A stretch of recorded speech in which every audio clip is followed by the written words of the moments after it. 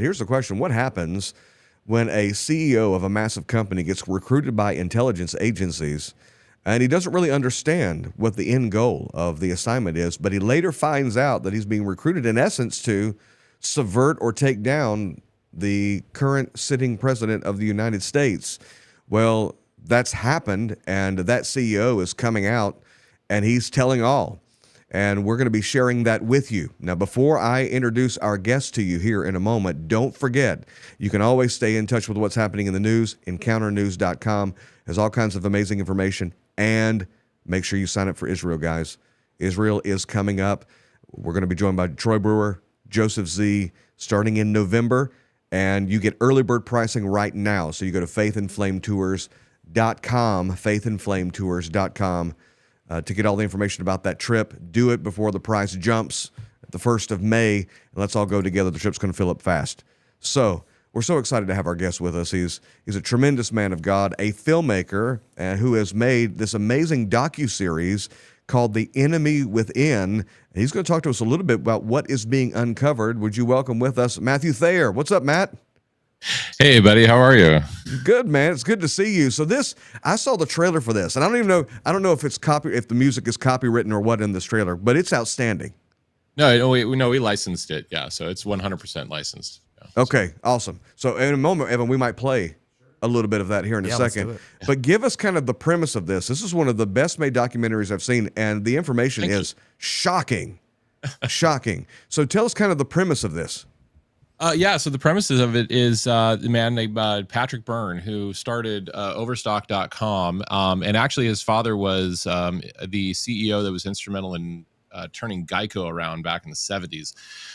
So he grew up Wall Street, started Overstock. For those that you don't know who Overstock is, Overstock once rivaled Amazon back in the early 2000s. And anyway, so... and then he was also an early adopter of Bitcoin, which was one of the things that he's known for.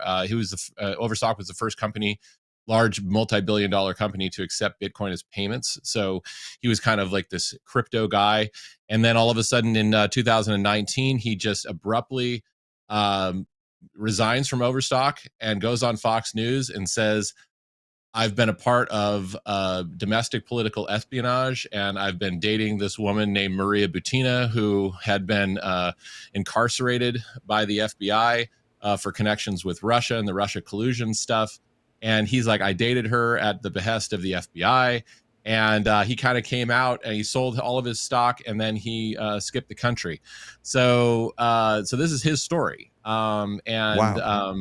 Yeah, so this is, it's The Enemy Within, and he has this crazy tale of how he not only found out that he was the enemy himself within the government. He did not know. He didn't realize, right? He didn't realize what was it. Yeah.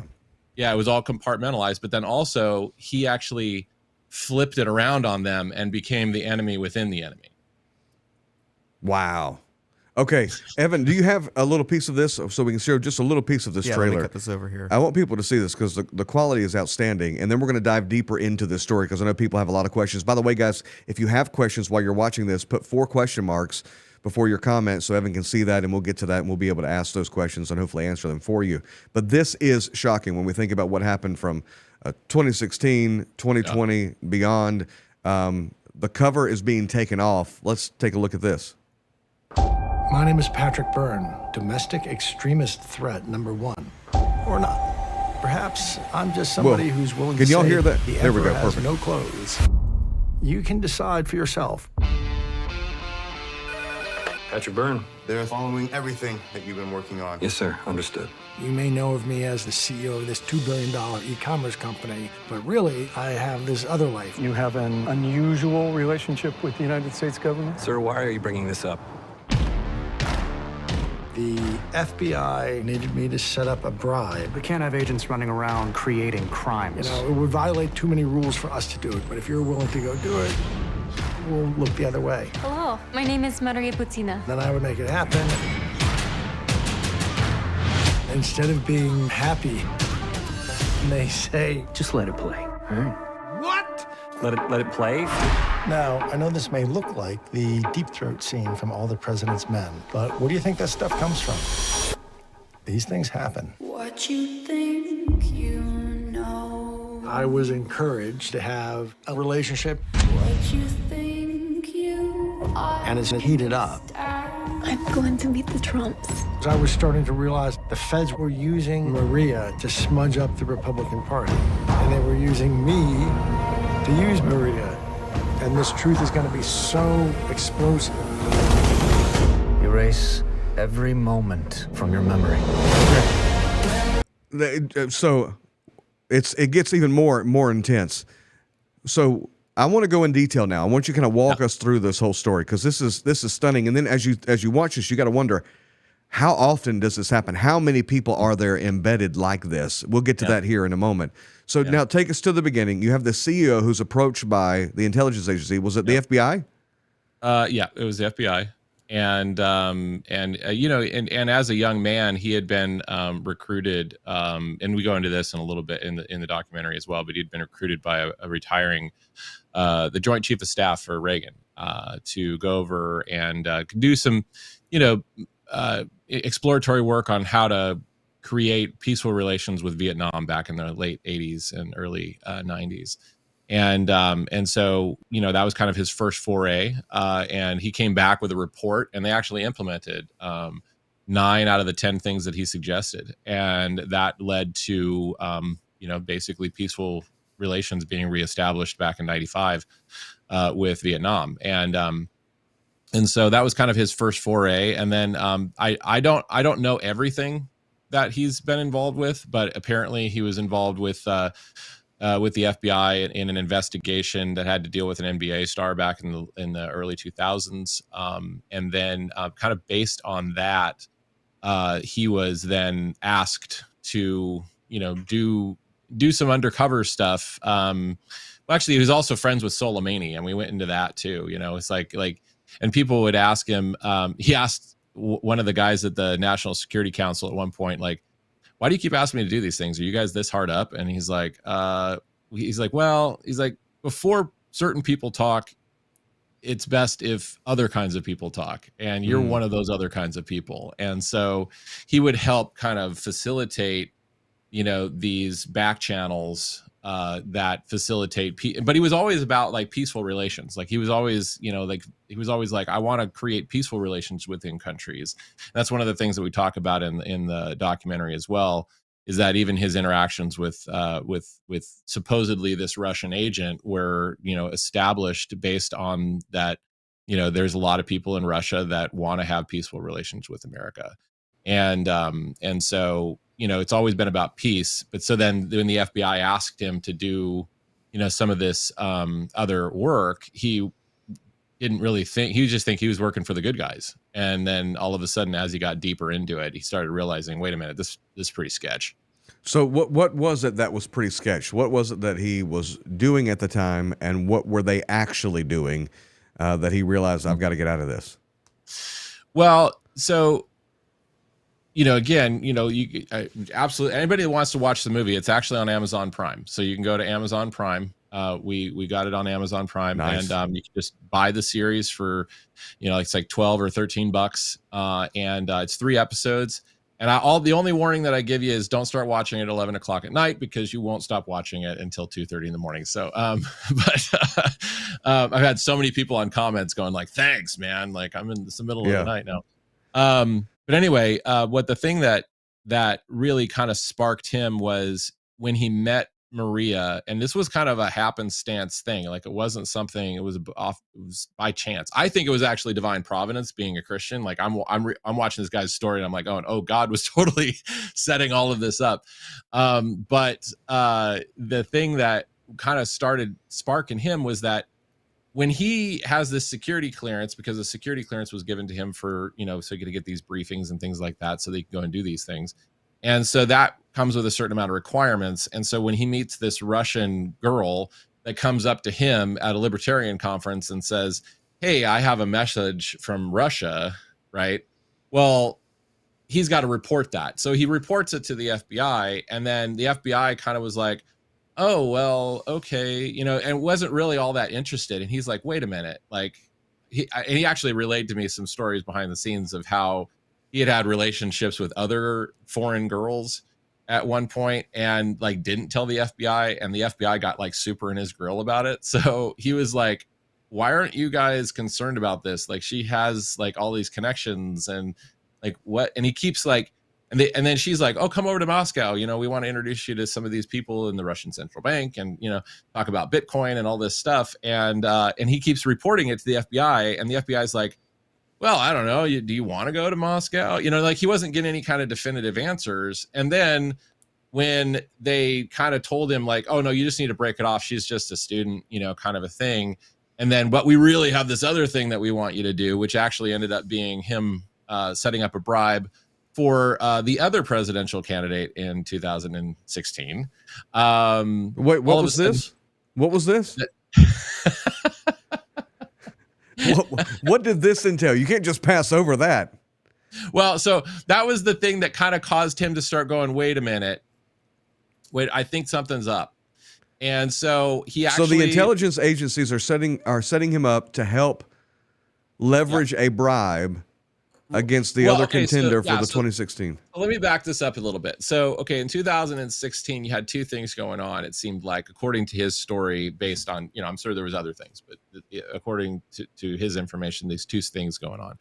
One, he started going like, I think that what was happening was that he was being asked by the FBI not only to have a relationship with this girl, but also he was given an opportunity for him to introduce her to other people and within the Republican sphere. So like Chris Christie and some others. And so he was facilitating some of these opportunities, but then she was also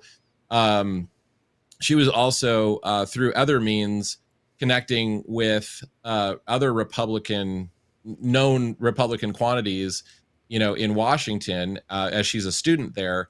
And so she's kind of like rubbing elbows with these people. And all of a sudden he realizes like, oh, wait a minute. I think they're creating some sort of like can of scandal that they can just like put up on the shelf and then like take down and spray on anybody that ends up winning the Republican nomination. And so he starts thinking this through. And then they say, oh no, just go ahead and break it off with her. She's nothing. And then, but we really need you to help us set up this bribe because we've got intelligence that, like I said, the other presidential candidate in 2016 had taken some money from a foreign entity, and that there was this other foreign country that wanted to bribe her. And so we want you to facilitate this and essentially set up a sting. So he does. He sets up a sting. And then when he goes back and reports to him like, hey, it worked, they're like, the two handlers are freaked out and say, you have to forget everything. You have to forget everything that happened. You can't remember anything. You can't talk about it. Nothing, just like forget it ever happened. What would cause that shift though? They were asking him to do this. Right. And now what would cause the change? He was told at that time that she was going to be president and nothing was going to stop that. Wow. And so if she becomes president, then she's going to find out who was doing this and send over her goons to the FBI, and that they were all basically their lives were over. And the way that he also relays it is that these guys that he was working with, he thinks that they just discovered basically that day also that they were working for bad men, and that these guys were actually, he believes that were good rank and file FBI guys that just got caught in the middle of it, just like he did. And that allegedly, they just had, allegedly. Yeah. He had spent a lot of time with these guys, and, I don't have any reason to doubt his take on it. I'm just reporting what he told me. And he just said that they were family men and probably were just in a real bad spot, that they could have lost a lot. And so they were trying to, kind of just sweep it all under the rug. But one of the things about Patrick Byrne that a lot of people don't realize is that he does have a little bit of Asperger's. And so he's got a little autistic. And so when an autistic person is kind of given the information, and it's like, it kind of becomes a craw, you know, something stuck in their craw where they just can't get rid of it, and they can't not pursue the rules, you know. Like he said in the documentary, he's like, we're the kind of kids that are on the kickball field, and when the kickball goes out of the line, we don't understand that the game can continue. Like we don't understand why we have to go back and address the fact that the ball went out of the line, and they don't understand. And so like there's this fixation that he has on once something doesn't make sense, he has to understand it. And so he actually, at that point, leveraged his knowledge within the FBI to set up the Comey and the other people. They actually found out that the CIA was involved as well, but that the upper seventh floor head of the FBI and the CIA, he actually set them up on rape and murder charges. That he did. Yeah. It's in the story. It's the way that he did it. He kind of tricked them. So like I said, he kind of became the enemy within the enemy. So he's now playing them. Okay. So just out of curiosity, by the way, there was this really weird incident during the 2016 election where Comey wasn't going to say anything about Hillary Clinton. And then he did come out and say something about Hillary Clinton. And it just seemed counterintuitive and productive. Do we have any insight into, from your perspective, just while we're kind of in this little bubble of time, of why that was going on? What was the purpose behind all of that? We didn't get into because you're talking about the emails. Yes. We didn't get into the emails in this one. I'm wondering from your perspective, after having you've interviewed a lot of people, you've spoken to a lot of people. It seems like to me that there's people behind the scenes that are, because see, a lot of people will point at like the Steele dossier and point at like the Russia collusion and Perkins Coie and everything that was happening with the Clinton funding all of this political research on Trump, right? And I'm not saying that that's not true and not the case, but you have several power brokers in play, and I believe that there are power brokers above the FBI, even above, say, like Obama, Clinton, and even Soros, I think, that are really, manipulating things behind the scenes. Because essentially what they had done, if you think about it, is okay. So this is what Patrick Byrne alleges in the film, is that that they had this can of scandal that they were going to take down and spray all over the Republicans. So that was a way to control the Republican Party, so that they can make sure that they could install Hillary. And once they installed Hillary, they now had 2 bribes that they could hold over her head to keep her in kind of a snow globe, where like they could just take her down and control her and shake her, right? And so the power brokers so the power brokers are controlling the apparatus from up above, the puppet masters. So who do you think these power brokers are? Because normally people, they say, yeah, there's something above the FBI, there's something above the Clintons and Obamas, and they point to Soros and the World Economic Forum.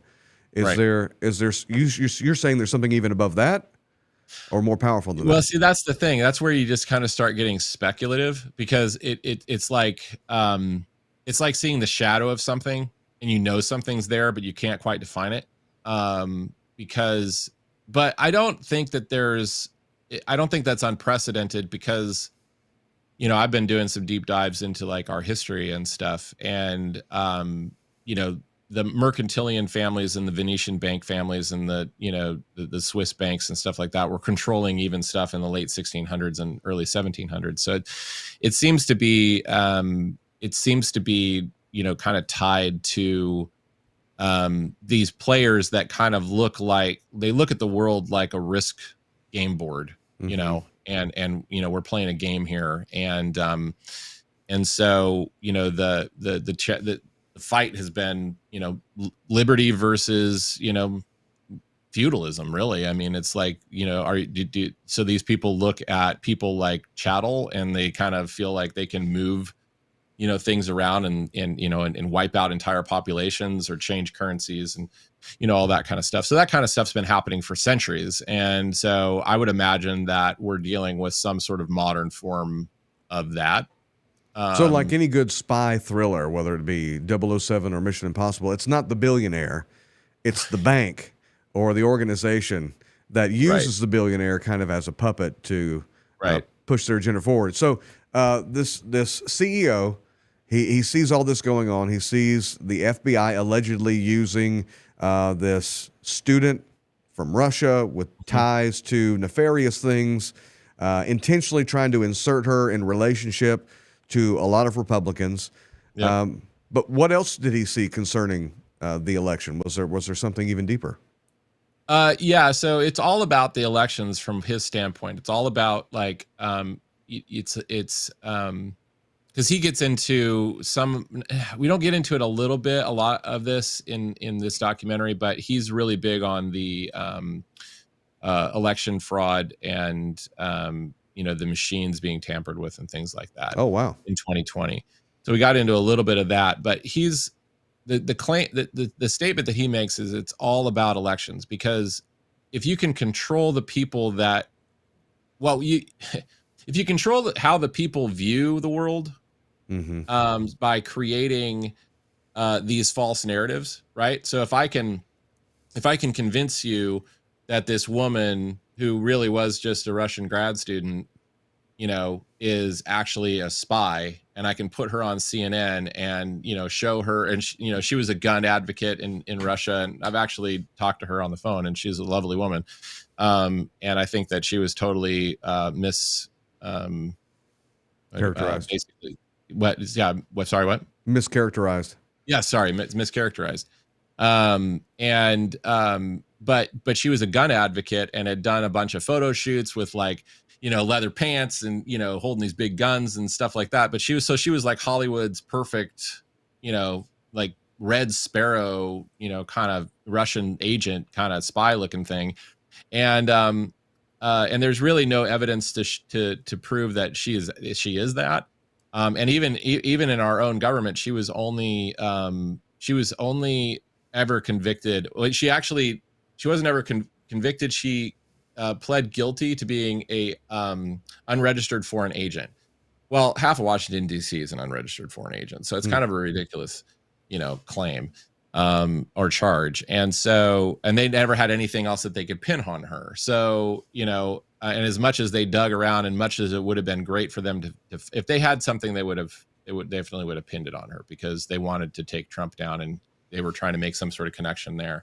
And so if I have the power to do that, and I can create this entire false narrative with pictures and all of this stuff, and throw it up on CNN and MSNBC and even Fox News every single night, and convince you that this is, some sort of foreign agent in our midst, well, then I have the ability to create a bogeyman over here that is this bogeyman Russia that, is controlling our elections and everything else. Well, I can completely manipulate the way that you even view your world or your life or everything else, and how you even go about deciding who's going to be the next person, that runs the country. And so, the thing about elections that people need to understand, it's both an disinformation campaign, and there's also cheating mechanisms in place, but you can't have just one or the other. You have to have both. And, this was just part of the narrative that got a bunch of people that were actually probably good people that thought they knew what was going on, probably thought they were informed, were just getting their information from the wrong places, and then made decisions to vote for the person that they, against the, bad orange man kind of thing, right? The Trump derangement syndrome stuff, where people are just not even thinking, rationally, and just vote for people that actually 100% advocate for the destruction of their lifestyle, but because they've been told that this other narrative is the truth, they make their decisions accordingly, and then they're able to tip the scales with the cheating mechanisms but then with the cheating mechanisms with the machines and the ballots and all that. Well, so that's kind of where he's coming from. Is that it's both and. Well, it's not your normal documentary; it's a docudrama. Yes. and it's like a spy thriller as Yes. you're watching it, but you're getting actual accurate information and testimony from this gentleman about what he allegedly says took place, and it is shocking. And then you consider the fact that that's one guy. This is there are thousands of agents like this, if you will, that the federal government leverages and utilizes.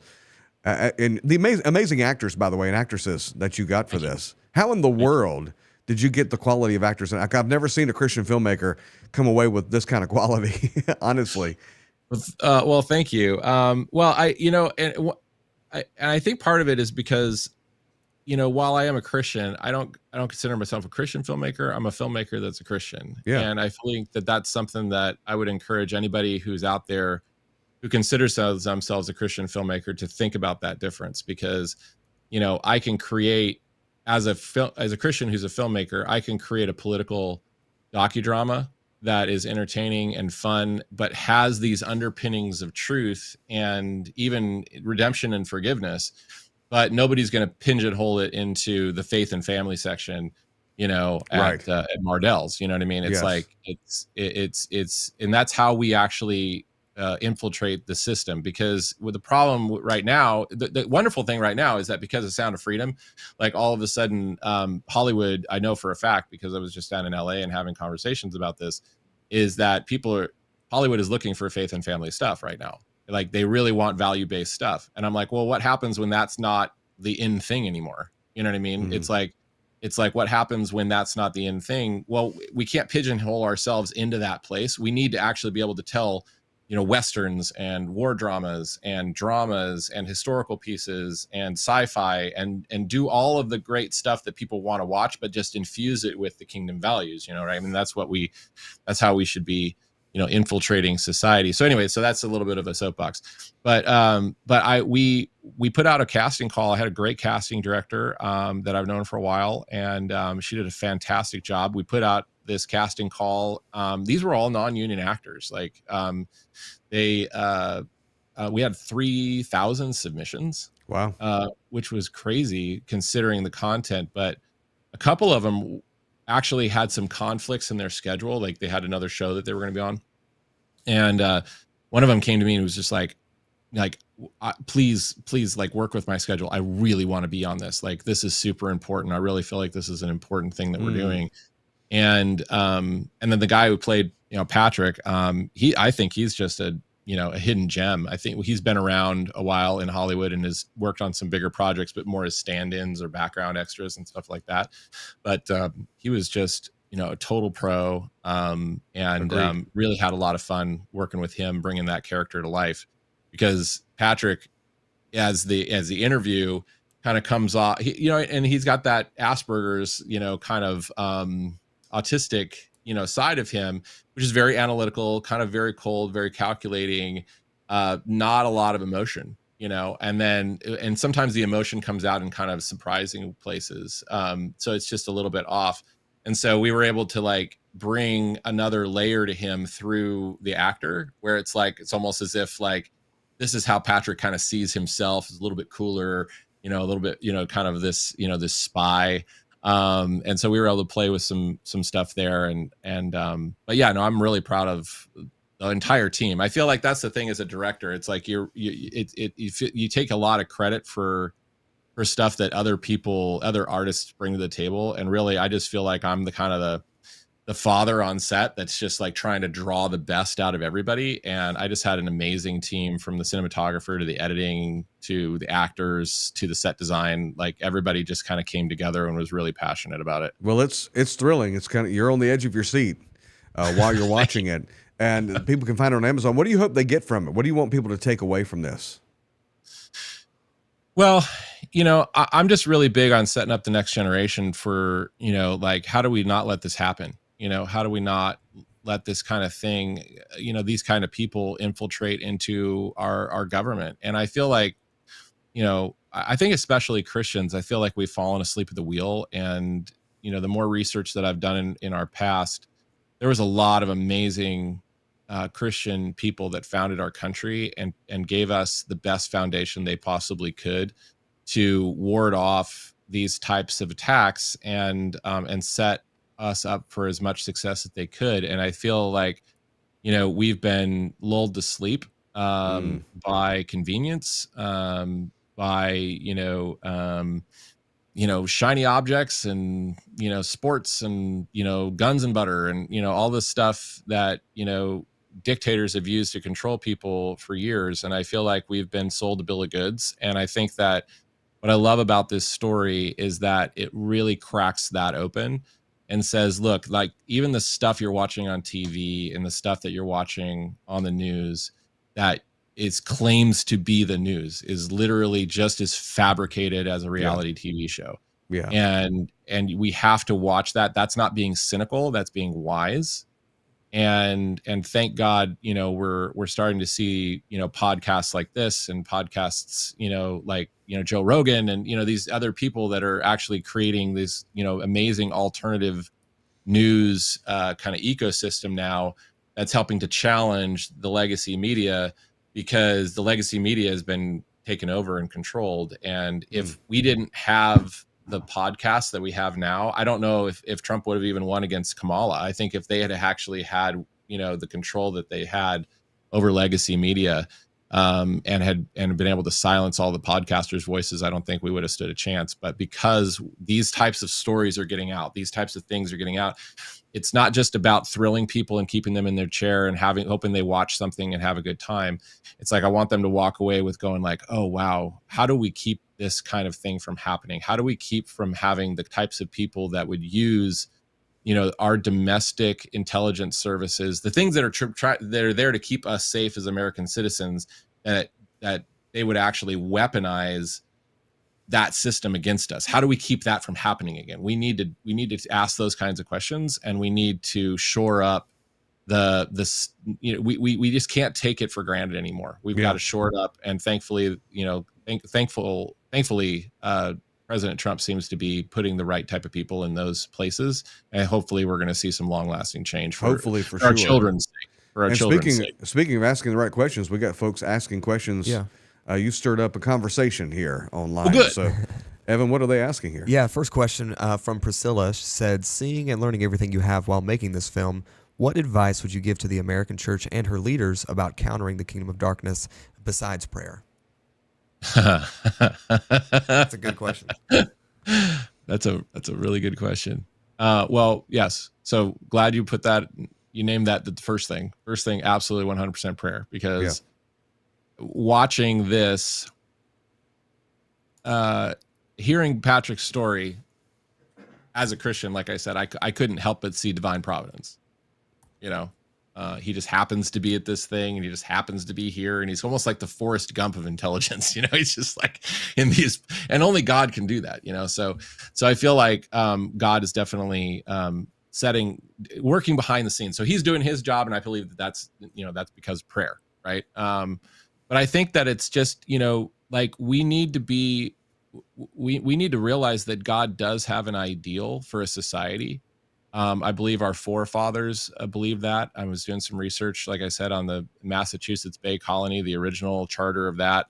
Those guys wanted to create a city on a hill. They wanted to create a new society that was ordered by the kingdom of God. And so, we need to realize that we have a job to do, and we need to be about our Father's business. And God wants to create healthy communities, healthy societies, and for us to be involved in that process, because he can't do it without us. He's always says, hey, he created man to rule the garden. We're here to be the servant leaders of this earth and to create a better community, just like it says in Proverbs. I think it is, when the righteous rule, the city rejoices. And so we have a lot of joyless cities right now because the righteous have abandoned their posts, and it doesn't mean that we become the lords of the manor. I don't think that that's right, but we have to become, like the Daniels and the Josephs that are, in positions in places where we can provide, wisdom and resources and advice to the people that are making the decisions. And I think ultimately, that's our charge as Christians. And I think we need to be about that. I think we need to, our communities, we need to be more involved in our local communities. I think that's a big thing. It's like a lot of people, like the other day I was at my men's group, and one of the guys like going, "What's an alderman?" And I'm like, he's literally the guy that sits on the board that like, writes laws for the city that you live in. And he's like, really? I've never heard of that. And I'm like, and he's a deep Christian guy, you know what I mean? And it's just sad that we don't know. We and as much as it's fun to watch Trump and, just take a wrecking ball to everything right now. And I'm having a blast, watching all of that happen, because as for decades, I grew up, with a father that was like, the IRS needs to be abolished, like all this stuff. So like I've been cheering this kind of thing on for a long time. But we need to know who's sitting on our city councils. We need to know who is running our schools. We need to know who the mayor is. We need to understand, because when you have 7 or 8 people show up at a council meeting, you can actually tip the scales. When you bring 1 million people to Washington, D.C., it doesn't matter. Right. And so it's all about, our founding fathers were about local action and our local communities. And the federal government has become over bloated and controls us way too much from a long distance away. And that was something that they fought against. So it's more about getting involved locally and just helping, put either doing it yourself or finding the right person in your community that's going to, enact righteous laws, like, let's just get back to the basics. Yeah, Jason, who was watching in the comments, said it's in Rome, it was bread and circus. And we've got to learn to look past all of that and stop living our lives vicariously through our favorite politician. That's not going to get the job done on a local level. We actually have to show up and get involved. So I encourage everybody, find out when your next city council meeting is, when your next school board meeting is, county commission, show up and just sit and listen and get to know the people involved, and you'll be amazed how easy it is to be influential. How do people find this movie, by the way? So go to Amazon Prime, the best place to go. You can find it on Google Play as well, and then it's also on Rumble for people that want to go over to Rumble. But the best place and the easiest access is Amazon Prime, and you just search The Enemy Within, and you'll see it says it's in gold letters, and there's a man standing over a table with some cards on it, and that's the graphics. And you can purchase all 3 for like $12, and you won't regret it. There's so many people that there it is. Yeah, there's so many people that have watched this. I actually got a really great compliment from a guy who is in the industry and also a lawyer, and he's like, I had to watch this twice. Like, this was amazingly put together, and you really made a compelling case for what was going on behind the scenes. So everybody, take advantage of it. When content like this, we've been begging for content like this to be created, so we have to support it when it is created. So go get your copy, Amazon Prime, or all the places where he listed it.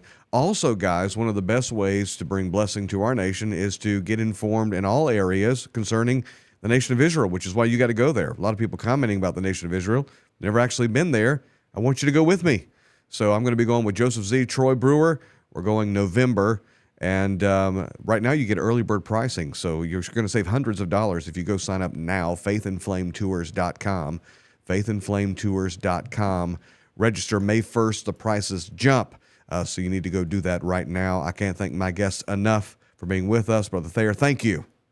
Thank you for having me on, Alan. I really appreciate it. I've been looking forward to this. Absolutely. Evan, thank you so much for helping us out here today. Man, I'm always here. I'm ready to go, and I'm excited about whatever we're doing next week. So let's do this. Let's find out what happens, guys. Thank you so much for joining us. Now, take a look at this. Do you want to hear some of the chapter titles? Let's take a look. I'm so excited about this. They lied to you about the rapture. This is going to be the most controversial book I've ever written, but take a look at some of these chapter titles. Number 1, Enoch's Lost Prophecy is one of the chapter titles. We're going to talk about one of the most important prophetic words Enoch ever gave.